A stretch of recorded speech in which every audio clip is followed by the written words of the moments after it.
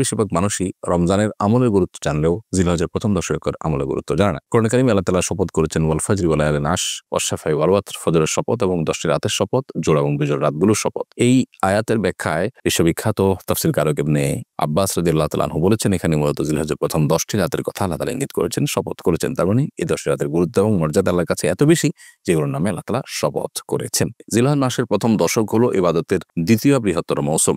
রমজানের পর ইবাদতের সবচেয়ে বড় মৌসুমটা হলো জিলহজের প্রথম 10টি দিন। এই 10টি দিনে আমল করা আল্লাহর কাছে যে কোনো সময়ের আমলের চাইতে প্রিয়। নবী সাল্লাল্লাহু আলাইহি ওয়াসাল্লাম বলেছেন, সহিহ বুখারীতে বর্ণিত হয়েছে, মা মিন আইয়ামিন আল আমালুস সালিহ ফিহিন্না আহাব্বু ইলাল্লাহ মিন হাযিহিল আইয়াম।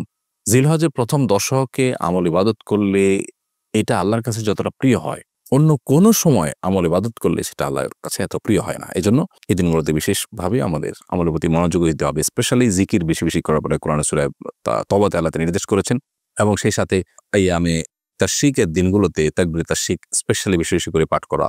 আল্লাহু আকবার, আল্লাহু আকবার, লা ইলাহা ইল্লাল্লাহ, আল্লাহু আকবার, আল্লাহু আকবার, লিল হামদ। ৫ ওয়াক্ত নামাজের পর একবার করে পাঠ করে নারী পুরুষ সবার জন্য কর্তব্য। এটা আইয়ামে তাশরিকে 9 জিলহজ বাদ ফজর থেকে নিয়ে 13 জিলহজ আসর পর্যন্ত। আর এর বাইরে জিলহজের এই 10 দিন জুড়েই ঘন ঘন বেশি বেশি করে তাকবীর তাশরিক বেশি বেশি করে পাঠ করা এটা সুন্নাহ। এবং সেই সাথে এই দিনগুলোতে প্রথম 9টা দিন নফল রোজা রাখার পরেও বর্ণিত হয়েছে, গুরুত্ব আরোপ রয়েছে। এবং সবচেয়ে গুরুত্বপূর্ণ আমল হলো কোরবানি করা, হজ করা। এই দিনগুলোতে অনেক ধরনের আমলের কথা কিন্তু আমাদেরকে বলা হয়েছে।